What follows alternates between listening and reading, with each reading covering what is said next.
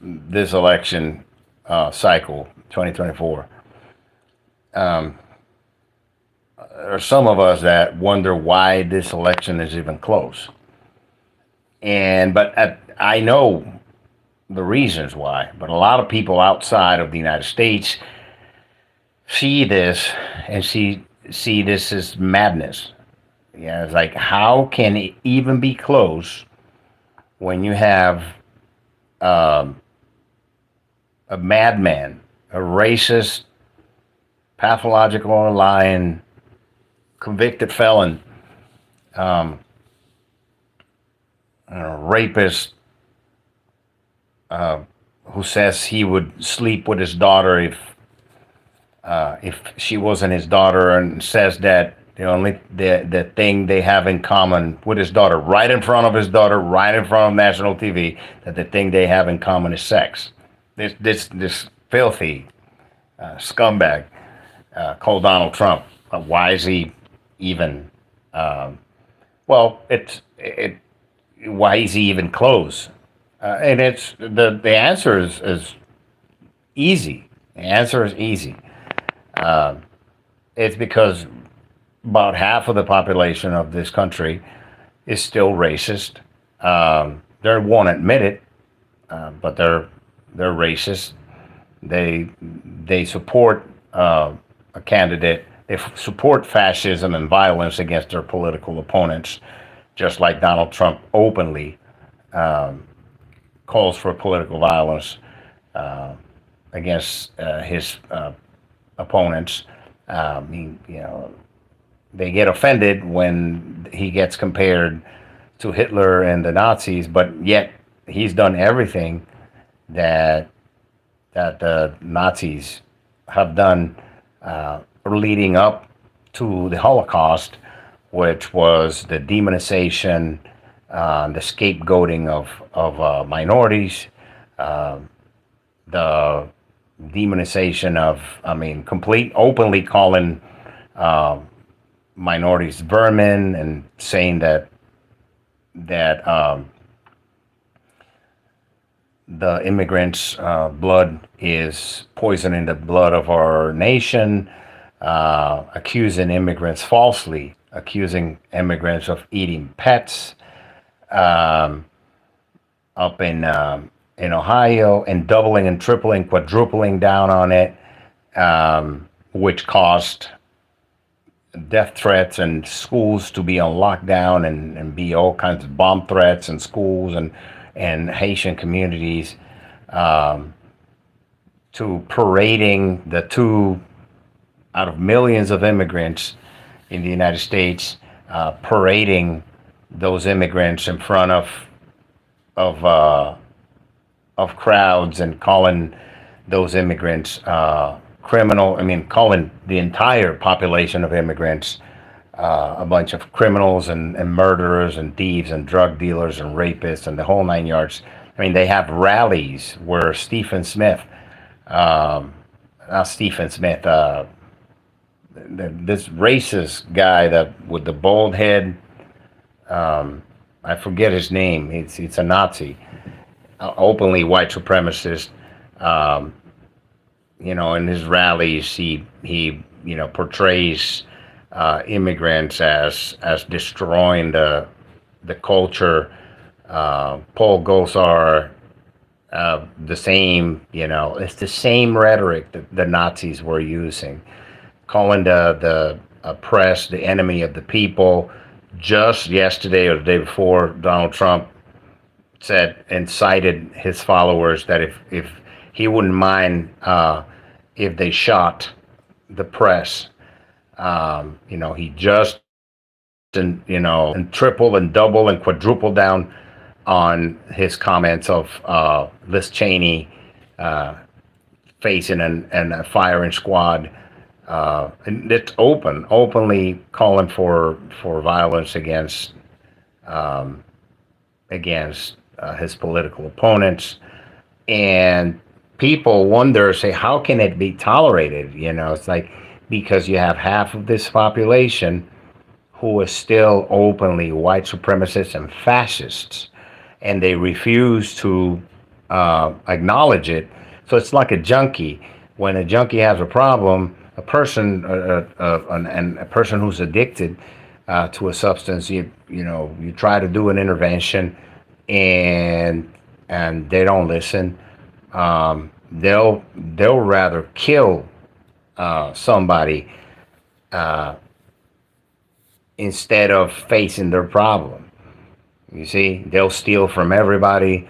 They'll run cons. They'll go to their grave saying that they don't have a problem. Literally go to their grave as they're dying from an overdose. They're not going to admit that they have a problem. And this is where we find ourselves in the United States. This is where we're at now. It used to be worst. If you're looking for perspective on where we are versus where we were 50 years ago, probably about 80% of the population was openly racist. 90%, I would say, openly racist against minorities. Minorities in the United States, because us brown people, people of color, we're the global majority. The minority is white people are quote unquote white. There isn't such a thing as white people. Europeans and their descendants, they're Caucasian people, they're the minority on the planet. People of color are the majority. Most of the population is people of color on the planet. The United States, there's still quote unquote white majority. That it's not going to last long. So when they say the immigrants are changing our culture, is code for they're bringing people of color, non-whites, non-Christian non-whites, or even Christian non-whites. That's what they mean by that. It's a racist dog whistle to call on the support. So, and the right wing has been working really hard for decades to destroy the educational foundation of the United States, so they can be easily manipulated by the right wing propaganda machine. I mean, they're openly lying to the people, telling them that the Democrats are just flooding the United States with illegal immigrants so they can vote. If you're not a citizen, you can't vote. And most of the voting fraud is occurring by the Republican right-wing institutions, namely the Republican Christian right wing, which openly they're disenfranchising and passing voter fraud and voter disenfranchising laws like they're doing in Georgia. They've done it already. They've removed people from the polls by the hundreds of thousands. In Georgia, you can be anybody, Joe Blow, and you can just write and submit an objection to someone voting, and that person gets removed from the voting rolls, and they have to prove that they're not committing fraud, even though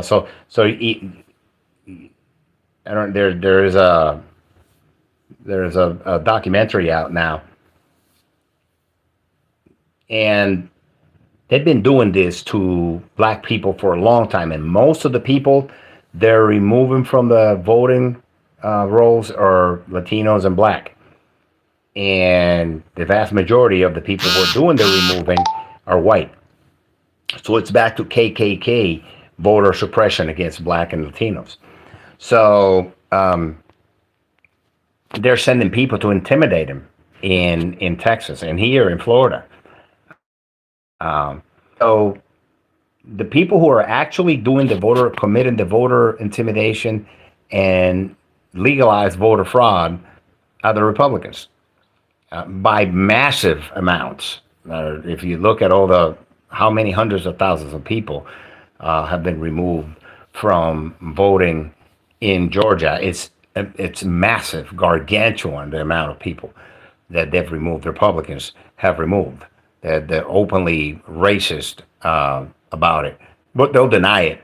They'll deny it. I mean, so they've closed in Georgia probably like 350 or more uh, polling stations, most of them in black neighborhoods. So that this creates long lines for people, and uh, it creates a problem uh, for those people to vote, because a lot of people, the average income is much lower in communities of color. It's been like that for forever. It's been by design like that to keep people impoverished, people of color impoverished. And so they passed laws because people started bringing water and food for those people, because they were standing in lines to vote for 10 hours. So Brian Kemp and his cabal of racist voter suppressionists um, wrote laws that that made it illegal. It's a felony to give somebody a bottle of water who's standing in line in Georgia to vote. So mostly the Republican Party, uh, the modern Republican Party has become a theocratic death cult, a religious death cult. That's what it is. You saw what they did in during the pandemic. Um, So, I mean, they fought for their quote unquote right to assemble in churches during the pandemic, meaning in without, and they fought the mask and the distancing and everything. So they're the ones who were the so-called pro-life party. They're the ones who spread the virus the most and caused the most deaths, because they had to have their church gatherings during the pandemic, which increased the spread, and they wanted that. They've openly, DeSantis openly stated that he wanted to reach a herd immunity by getting as many people infected as possible, so the eventually it will decline, right? So, but the problem with that is when you have a virus that's about 10 times more deadly than the flu, which they said it was just like the flu. It wasn't. It's 1,000 times, 1,000%, not times, 10 times, which is 1,000% more deadly than the flu. And you have a 2%, 2.5%, 3% mortality on it. What you're doing is you're just increasing the death count of it. That's why they call him Death Santis. And then he ordered his Rebecca Jones, his main programmer for statistics for COVID, to manipulate the data, and she rebelled against it, and she sounded the alarm and blew the whistle on him trying to play with the death numbers.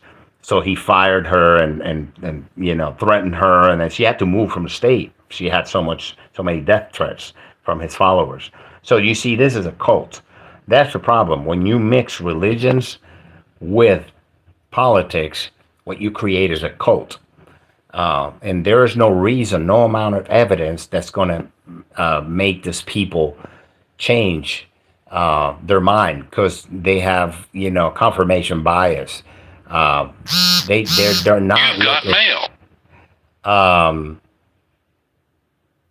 you know, they're not looking for proof. They're looking for confirmation about their their cult mentality, their conspiracy theories, and the rest of the bullshit. Now Donald Trump is talking about naming JFK Jr. as the head of the health department, so he's talking about prohibiting vaccines. This is where we're at in the United States. How do you get to that point? In order to get to a point where people follow you blindly, you have to create a bunch of people who are uneducated, poorly educated. And Trump says it openly. I love the poorly educated, because you can just sell them anything, they'll believe it. You can tell them that there was a Palestinian little, teenage girl that got impregnated by an imaginary character in the sky, and she gave birth to this imaginary character to himself, so he can himself be killed, and then use that blood as a sacrifice, as cleaning for the sin that imaginary character in the sky himself let us have as we were born. So you were born with a sin that you didn't do shit for it. You were just born with it because this imaginary character allowed you or made you into a sinner since you were born. But that imaginary character had to impregnate a teenage Palestinian girl to give himself to himself be born and kill himself, but as his son's version. You see the insanity? If you can convince somebody that that is a fact, you can convince them of anything. Okay? So this is the problem that we have in the United States. That the proliferation of the insanity of religious belief systems and the destruction by the right wing, which they have been attacking public education, and they're now at the peak of the destruction of public education in the United States. Um, so now that they have got half of the population believing that type of shit, or at least acquiescing to it, they can do anything to them. So, you know, people continue to ask, why is it even closed? Now there's a lot of people that say they're saying, well, also there's a problem with the Democrats with their financing of the Gaza genocides. I give you that. I'm the first one who has criticized that, and I think is an atrocity and a huge blunder, and on behalf of the Biden administration. You got to understand, if Biden stops the support of Israel right now, he'll lose a shitload of votes for the from the religious people in the United States. You understand that religion still drives a gigantic percentage votes. The Christians in the United States, which is the vast majority of the people who are believers, most of them support Israel. A lot of them, especially in the right wing. But then again, Biden is an old school supporter of Israel, old school politics, and they can't afford right now to not continue to support Netanyahu, even though they know it's a burden for some of the voters, meaning they're going to lose some voters because they're supporting Netanyahu, but they will lose way many more voters if they stop arming Israel. Okay, they can't do it right now. They can't. The Democrats cannot stop the support of Israel at this moment. It's just a political. It's a numbers game. If they stop the support of Israel right now, they'll lose way many more voters than if they didn't stop it. So it's horrendous that there has to come to a political calculation, the decision to stop the genocidal regime support, meaning stop sending them weapons. They can't do it yet. We'll see after the election. Now people say, well, I'll vote for Trump. Trump is worst. Trump, the Trump is the one who really emboldened baby Netanyahu with his attacks to strengthen, to up the attacks on the Palestinians and continue more theft of land from the Palestinians. So the entire modern Israel, it's a stolen land, just like the United States is a stolen land. Okay, so which actually the invasion, the European Christian invasion, and eventual land theft and incorporation of Native American land into what is today United States through the use of genocide and aggressive fascist war was the main inspiration for Hitler. He says it openly in Mein Kampf. So this settler colonialist genocide that the Israeli regime the Israeli government has committed. Uh, they basically stole and murdered their way into a fascist state, fascist apartheid state. But because of religious fanaticism in the West, mainly Christian religious fanaticism, is they're still being supported. Now, Donald Trump decided that he was going. He decided, well, Jerusalem now is the capital of Israel. That was a gigantic move towards war, conflict. That's like saying, okay, England comes and says, okay, now the capital of the United States is going to be, let's see, Guantanamo. Huh? Can you imagine? So, or the capital of the United States is now Ukraine. That's an analogy of what happened. So, what we have here is we having to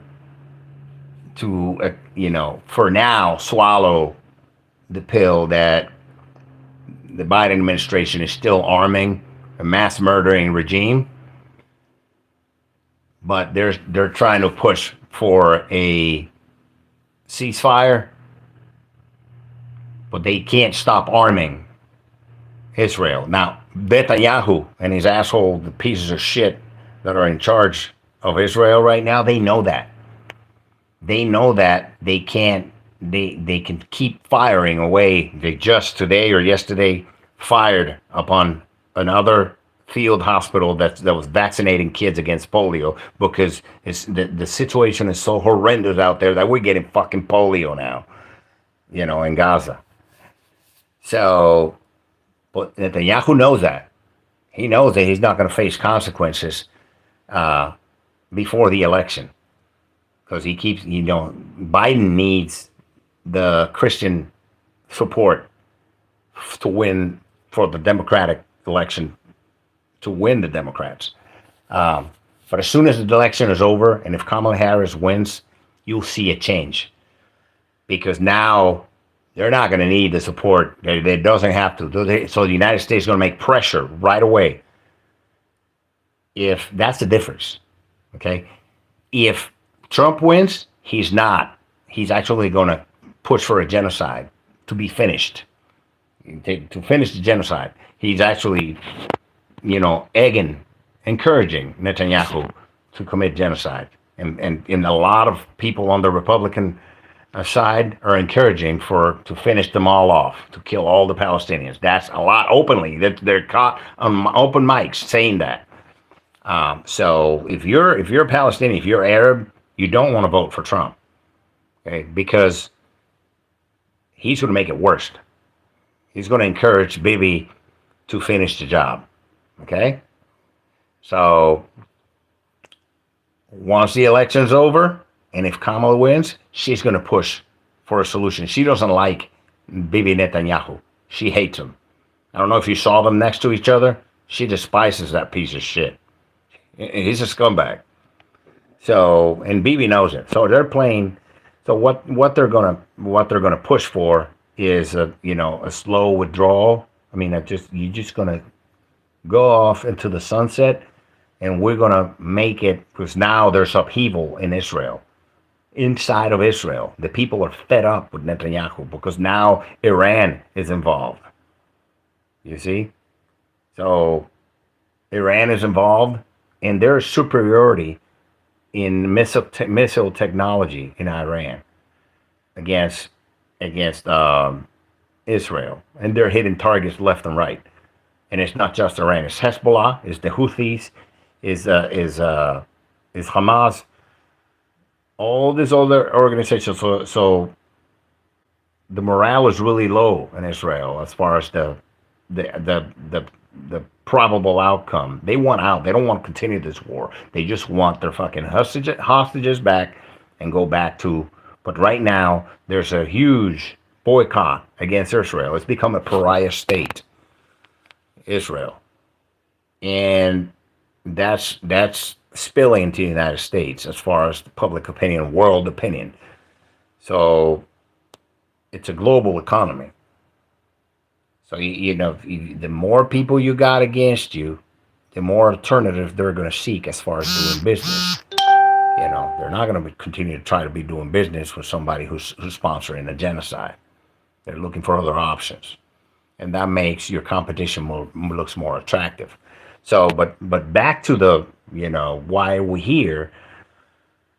We're a piece of shit, horrendous candidate like Donald Trump is in a close election with somebody who's actually qualified, way more qualified than he is.